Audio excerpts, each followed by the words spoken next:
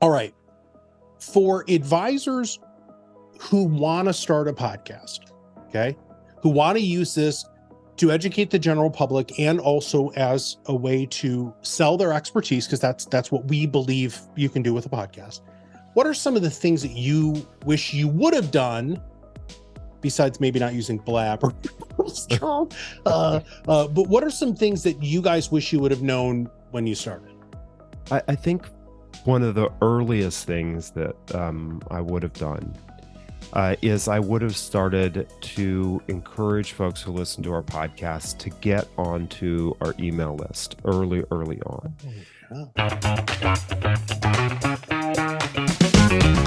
Hello and welcome to another Top Advice Marketing Podcast. I'm your host, Matt Haller. And all right, guys, I have two of my podcast heroes on the show today. These guys are absolutely killing it. I love you guys. Just kind of to show one of the reasons why you guys are my personal hero. One, I think your content is great. Number two, you're putting up numbers. I mean, numbers as in content. How many episodes do you guys have in the can right now? We just published 414. Yeah, today was 406. 414. Yeah. 14. All right. And you are ranked by Charitable in the top 400 business podcasts in North America. So my guests today, so it's David and John. Okay, so these guys run the Queer Money podcast. And if you have not listened to it, you need to subscribe to it.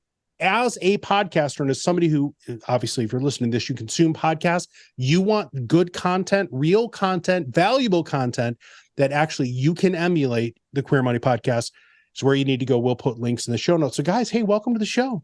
Hey, thank you for having us. Yes, our check must have gotten to you in time. That was such a kind intro. No, I totally want one of those shirts though. We have to talk about that afterwards. I know your swag game is strong. Okay. So here's the thing, guys. You guys made an investment in this early, right? I mean, 400 episodes, that's a lot of time into podcasting. Why in God's name did you guys decide to start your show? Sure. So this is John. Suddenly we're in our 8th year of podcasting. Is that right? Yes. This month that we're recording in June, we crossed into our 8th calendar year of and we haven't aged a day. But so we got into so David and I had our original career was in finance. We both worked for Charles Schwab, American Century, different companies, Envestnet, Great West. And our backstory is that despite all of that theoretical knowledge, we got into $51,000 of credit card debt, and we climbed out of that. And towards the end of climbing out of that, we decided that we wanted to use our personal and professional experience to help other people with their finances. And originally that was focused on helping people get out of debt. And we published a book and we launched a blog called debtfreeguys.com. But then about a year after we did that, we went to our first personal finance conference called FinCon, and it was 2015 in Charlotte. And there were about 900 or 1,000 personal finance creators and media people. And we realized there that there were all these different people talking to all different demographics. You know, you had your military bloggers, your family bloggers, your mommy bloggers, your Christian bloggers, all sorts of stuff, all trying to help their particular demographic in their own unique way. And we realized, and several people told us while we were there as well, that we were the only out gay people at that conference that year. And people were saying, well, nobody's helping your community. Maybe you guys should fill that niche.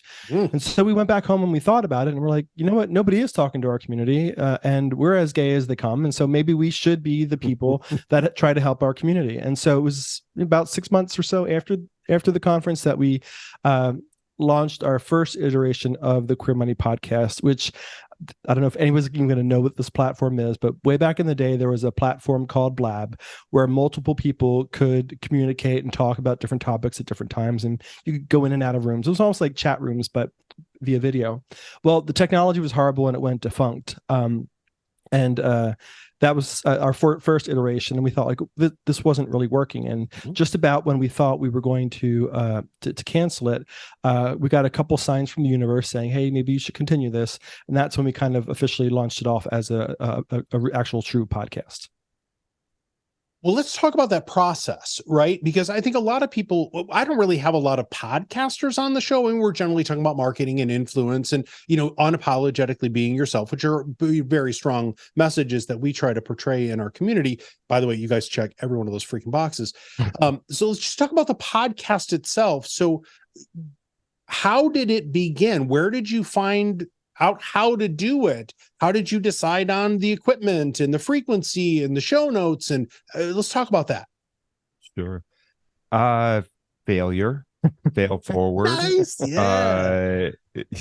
So to be honest, I think that, we're talking 8 years ago, podcasts have become much more common today. I think closer to 50 to 60% of folks say that they've listened to at least one episode of a podcast. But back then we were talking about maybe 15 to 20% of people. There just wasn't a lot of content out there on how to start a podcast, the production process, what you need to do. So we kind of talked to a couple of acquaintances of ours in the personal finance space who had podcasts, and we saw what they were doing. We listened to some podcasts and we said, okay, let's pretend that we can do this and see how it goes. And as John mentioned, we failed in the beginning with the actual video portion of it. But then what we did is we decided, okay, let's truly make this a real podcast rather than the Blab platform. Let's make this a real podcast. And so I did go out and do a little research about what does it take to get your podcast on Apple? What kind of platforms should you be using? And at the time, one of the easiest platforms was SoundCloud. And so I started to basically, we would record a video using, we were using Skype and a platform called Ecamm Live. I know both of those. That's where we started, man. Oh, really? Yep. And so we kind of figured out a way to get not only the video but the audio from the episode, and I would basically download that. I would throw it into iMovie on the Mac, and I would use my very minimal skills on iMovie, and then I would separate it out into a video track and an audio track, and we would throw that on SoundCloud. And we ended up, well, I think we ended up doing episodes with SoundCloud all the way through maybe the middle of 2019. Then we switched over to an actual true podcasting platform. At that time, it was Libsyn. We've moved on since then to another one. Okay. And we use Blueberry. So Blueberry is the syndication platform that we use for all of our clients, just because we've found that the user interface is much easier to deal with. And we have a lot of control from a compliance standpoint on the back end as the producers. Like, we can turn things off, which compliance departments really like. Okay. Nice. Right. Yeah. So 400 and some odd episodes in. What have you guys learned from your podcast? Oh God, that's probably one of the 2 or 3 big reasons why we've continued the podcast, because we continue to create content and also for different medias to help the queer community out with its finances.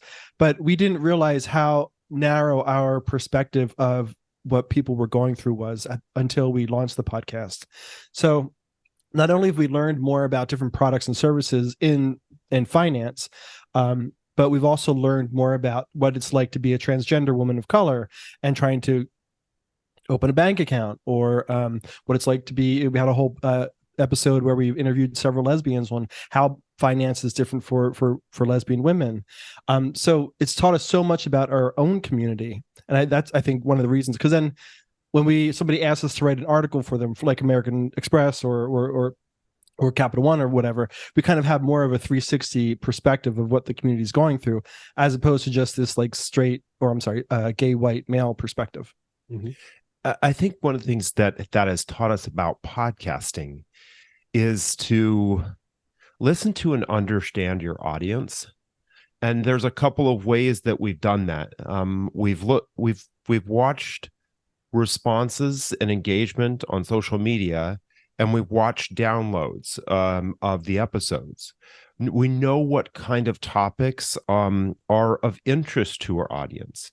And granted, one of the nice things we do get from podcast platforms is we do get demographic information. And we have done our own surveys of our email list that we have of folks who are subscribed to the podcast and we send emails to. That has taught us to understand what it is that our audience wants more of. For example, the part of the reason why we have so many episodes is that last year we decided to start doing a bonus episode, and the bonus episode really is just a shortened another version of our podcast, but it carries a theme. And last year we started with the theme of LGBT money topics specific to a survey that we did with Motley Fool in surveying over 2,000 LGBT individuals. This year, we switched that up, and we are now doing a series around the most affordable LGBTQ plus friendly cities in every single state, all 50 of them. And so basically what we've listened to our audience, and our audience is telling us, we want to know where are safe places to live. We want to know where affordable places are. Yeah, granted, we'd all love to live in Chicago and New York and Los Angeles and San Francisco. They're super, super expensive. And so we can't afford, not everybody can afford to live there. And not everybody wants to live there, right? Not everybody is a big city person. And so our audience has told us basically through their comments and through the episodes that we see get a lot of engagement, that these are the kinds of topics that they are interested in. And so one of the things that we have learned is that more often than not, when we cover a topic on a podcast episode, we're looking at it at a 30,000 foot level. We're not going really deep. But when an episode does resonate with the audience, there's the invitation to take that topic and go deeper on that particular topic. So if you're want to know what you should be talking about, I mean, it was kind of funny. Somebody asked us a long time ago, do you think you'll ever run out of topics to talk about? Because you're talking about a very niche topic, LGBTQ money. And I think at a certain point, we were probably like, well, maybe. But clearly now we understand there isn't a way to run out, because your audience is always going to tell you, go deeper on this topic. We're interested on this. Do more of this. And it's important as a podcast hosts that you do listen to your audience. And you're not always going to get that directly through, hey, we'd like you to do an episode on this. So you need to figure out what ways to listen to your audience. There's a lot to unpack there. So I want to just take a step back. So here, okay. One of the things that we hear all the time is, Matt, I always have to be coming up with brand new content. And you just said it perfectly, right? No, you don't. In fact, we as marketers, which you guys are brilliant marketers, repetition is really important to drive your message home. In fact, I had the honor of being on your guys' show, which I'm very, very grateful for. And once again, thank you very much for that opportunity. There were certain things that you guys continued to reinforce because you wanted to stay on brand, and your podcast has a persona, and we all have to keep that in mind. But I love the idea of diving deeper. And what we tell our clients is to do mini series, right? So let's say the 50 states, right? Well, gosh, I mean, how many? That's 50 shows. I mean, right. Really, you could take every freaking state and then you could move to, the next level. But anyway, so I love all of that. I want to switch gears though a little bit, because I wanted to start the show off today and talk about the podcast itself. I wanted to talk about the rubber meets the road. You guys are pros. You're doing this. You're very successful in doing it.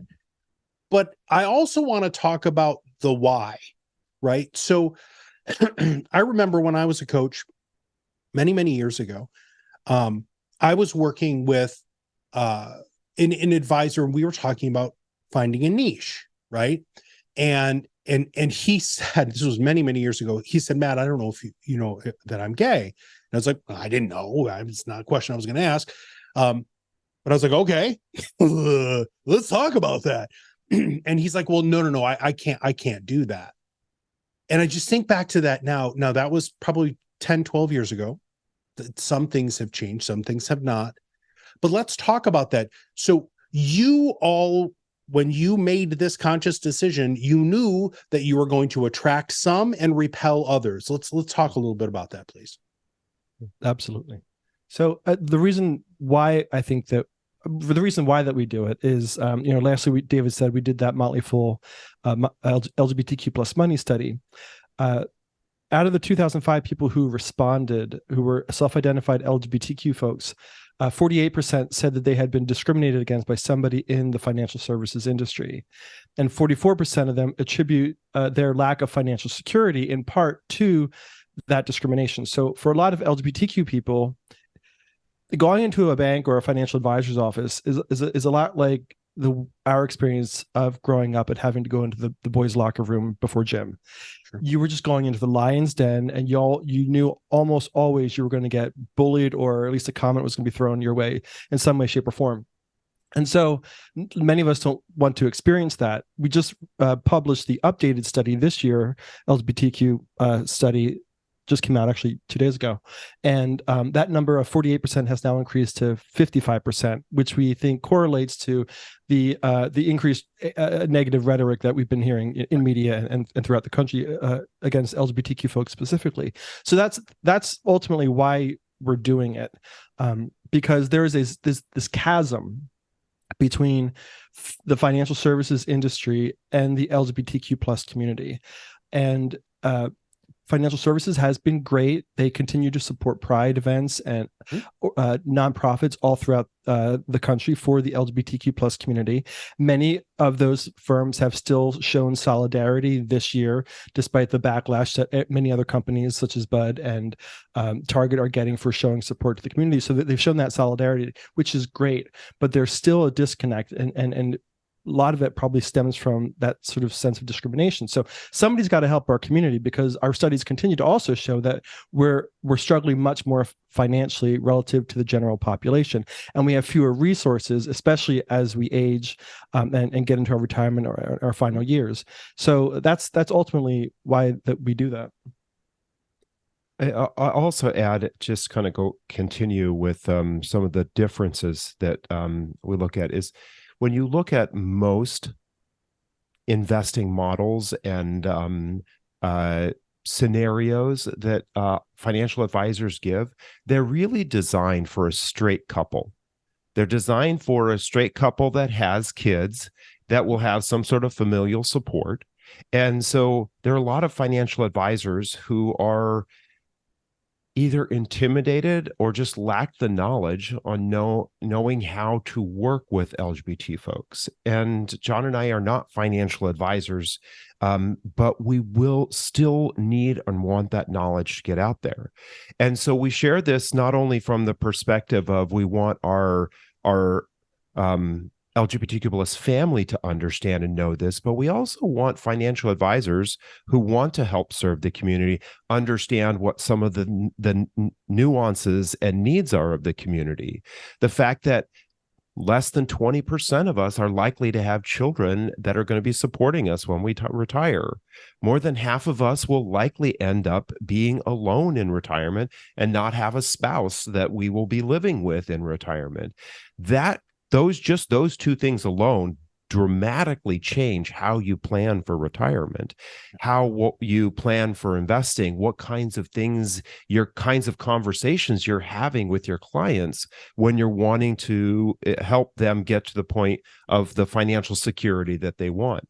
So it isn't just us serving ourselves or us serving our community. We understand that there are other people out there that need to understand and know this knowledge. In part, kind of like what John said, is sometimes discrimination is labeled discrimination, but it's a lack of knowledge. Really what's happening there is I don't understand. I'm not maybe not intentionally discriminating, but it comes across as discrimination because I don't have the knowledge, or I have some internal bias, some way of thinking that this is the way the LGBT community is.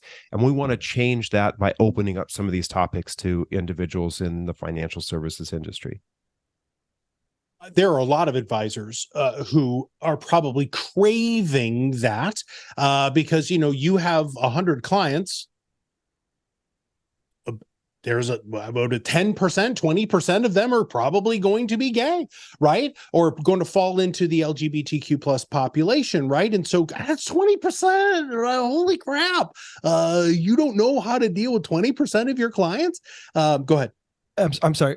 I'll add to that. This will be very enticing for advisors. Pride Co-op 2 years ago did a study and found that in the LGBTQ plus community, we have $1.4 trillion in purchasing power, and we're spending most of that on travel, dining out, travel, entertainment, and personal hygiene. The disposable.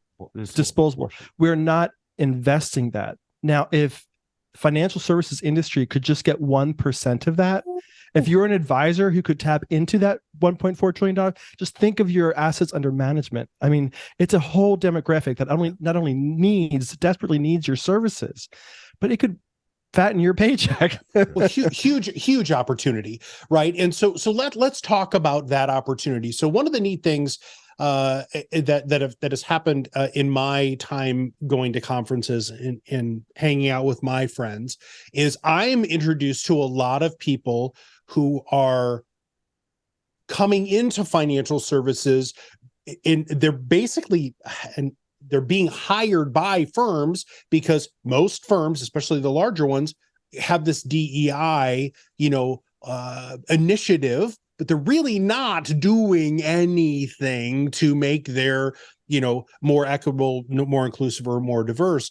But the advisors that are hiring people in the LGBTQ plus population, they're killing it. Like, oh my God, like their ramp up time is faster. They're getting to that, 25, 30, 40 million in assets under management really, really fast.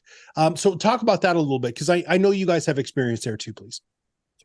Sure. I'll give a little bit of an example of how desperate financial advisors are for the acceptance and support from their corporations. Part of the reason why John and I left Charles Schwab is because we were tired of what we call cascading homophobia. Those at the top have a very specific, narrow agenda and are homophobic, and that rolls down to individuals who are not necessarily. This is one of the main examples of how we know that this was happening at Charles Schwab, and from what we can tell is still happening at Charles Schwab. If there's a financial advisor out there who is at Charles Schwab and can point me in the direction that this is different, please let me know. But in 2012 and 2013, we were the heads of the co-chairs of the LGBT organization at Charles Schwab. And we had financial advisors queer financial advisors in New York, San Francisco, Chicago, and Miami, all reach out to us and say, we are tired of putting this brochure in front of our clients that shows a straight white couple walking down the beach with their golden retriever. Yeah. Can you please give us something that aligns with the clients that we're working with, right? We go in and we work with a lesbian couple. We go and we work with a gay couple. We go and we work with someone who's trans. We want to see something that at least reflects some appearance of our community, right? And Charles Schwab for 2 years told us no, that they wouldn't create that kind of content for their financial advisors. So your financial advisors are out there saying, we want to sell to our community, but you are literally handcuffing us because these people see this material and they're like, well, clearly the only people you care about are rich, straight white couples.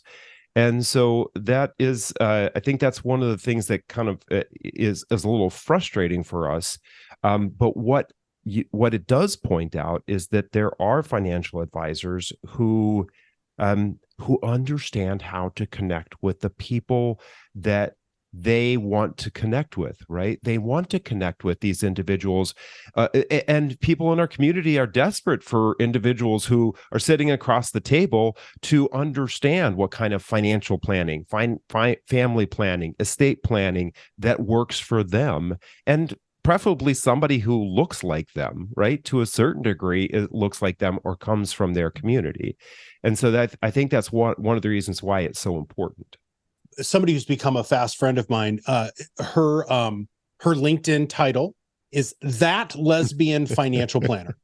Right. And I love Laura. Right. Yeah. And I know actually she's the one who introduced me to you guys, by the way. But anyway, the reason why I love that is because, and I've talked to her about her practice. So I was a practice management consultant for many years. I wanted to know the nuts and bolts of her practice. And she's like, Matt, I don't prospect.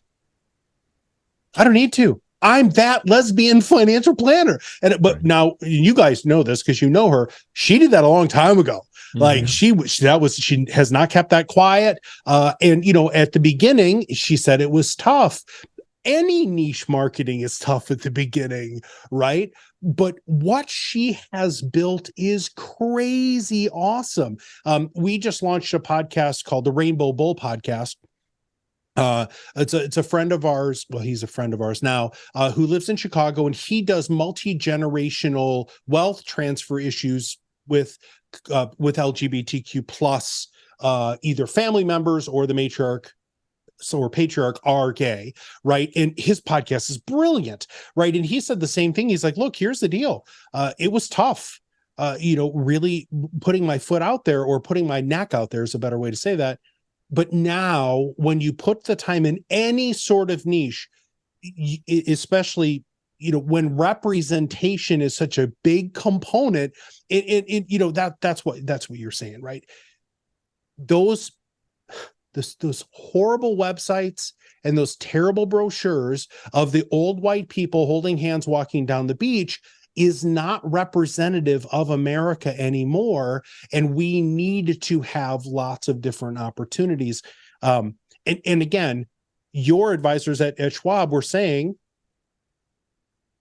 this isn't us. Like this doesn't. Yeah. And when you don't see yourself, which as a straight white guy, I see myself everywhere. Right. And I think about that often. I'm like, there's a Juneteenth billboard, by the way. Just as an example, a Juneteenth billboard with two white people on it. Juneteenth. Yeah. That was somebody decided that was a good idea. That? Yeah. It was in the South, but whatever. We don't have to go there. Oh, my. But anyway, all right. For advisors who want to start a podcast, okay, who want to use this to educate the general public and also as a way to sell their expertise, because that's what we believe you can do with a podcast. What are some of the things that you wish you would have done, besides maybe not using blab or strong? But what are some things that you guys wish you would have known when you started? I think one of the earliest things that I would have done is I would have started to encourage folks who listen to our podcast to get onto our email list early on. Oh, yeah. Many people forget that when you have a podcast, your podcast needs to have its call to action. What it is that you want me as a listener? What do you want me to do? And for most of us, whether we're in the financial services industry or not, and we have a podcast, we want to be able to typically provide some sort of product or service to those individuals, right? And it's really hard to get somebody to stop while they're listening, especially if they're driving in their car, right? Yeah. To stop while they're listening and to actually take some sort of action. But if you have their email address, you can encourage them to take action all the time. Whether that action is go listen to this particular episode, or whether that action is, hey, I've got a new service or a new product coming out, please check it out. Or I am doing a survey about my listeners. There's all sorts of ways that you can actually create that relationship with your listeners when you have that email list. And the other nice thing is that you can use that as a way to encourage them to also encourage other people they know to listen to your podcast? I'll say that I wish we would have done a little bit more research on actually how to start a podcast. I don't want to encourage people to sacrifice the good for the great, and like you have to have everything to be absolutely perfect before you even launch. But we didn't really do a whole lot of research to actually create a solid podcast. So we kind of floundered for the first several months. Today, you could probably go to YouTube and find like expert pro advice on how to at least get started, so you don't even have to invest any money in getting that kind of education. But I wish we would have been a little bit more strategic with how we actually officially launched. I will also add that one of the things that we did not do that we highly advise folks to do these days is make sure you have, before you launch, have a bank of episodes that you can publish simultaneously. You're going to want to come up with a repetition. We do twice a week now. Originally it was once a week. Do whatever is within your scope that you can actually manage doing and that you can be consistent with, so that your audience knows what to expect from you. Don't be inconsistent, because then you won't be able to get a rhythm with your audience. But to launch, have anywhere from 5 to 10 episodes to publish initially, because typically when people listen, they'll binge a couple episodes back to back. So you want to give them that opportunity, and then simultaneously that'll help you boost higher in Apple's algorithms if people are suddenly all of a sudden downloading 10 episodes at one time, because that's all you have available, and that'll help you rank better in your niche. Yeah, that's a hack that we do with most of our clients, that we want 3 to 5 episodes in the can before we go ahead and launch. So we do that hard launch. And by the way, so I wish that we had what we built for you guys. So we have something called the Pod Rocket Academy. It's free. Nice. All of that stuff that you need to know, podcasting 101, bam, everything, equipment to syndication to how to plan your show. It's all there, and it's free. And I love so we have something called the perfect podcasting formula. It's storytelling, education, entertainment, call to action. That call to action is where most people fall down, right? Well, I don't want to sell anything. Okay, then tell them to download your freaking white paper or email me or give me, whatever, I don't care, but you're absolutely right. It's the principle of reciprocity that Dr. Robert Cialdini talked about, right? I give you great information for 27 to 30 minutes. It's okay for me to ask you for something. It's okay. Right? Even if it's just their email address. That's it. Yeah. All right, guys, here's my favorite question. What should I have asked you guys that I didn't? Oh, jeez. That's I'll say this. I think one of the things, if you're looking for your podcast to be an income stream for you, I would encourage you to understand that you need to have, most likely, unless you come out screaming out of the gate and you all of a sudden get 1 million downloads in your first couple of weeks, plan on it taking at least a year and a half before you can monetize.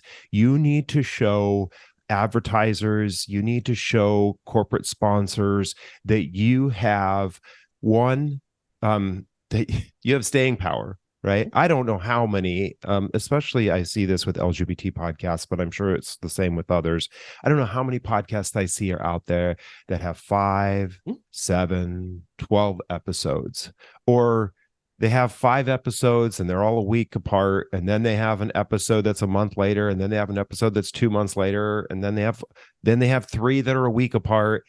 You need to show what these advertisers want is they want to know your number of downloads, your consistency, that you have staying power, that you have a commitment here, right? Nobody wants to give the ball to somebody who isn't going to carry it over the goal line.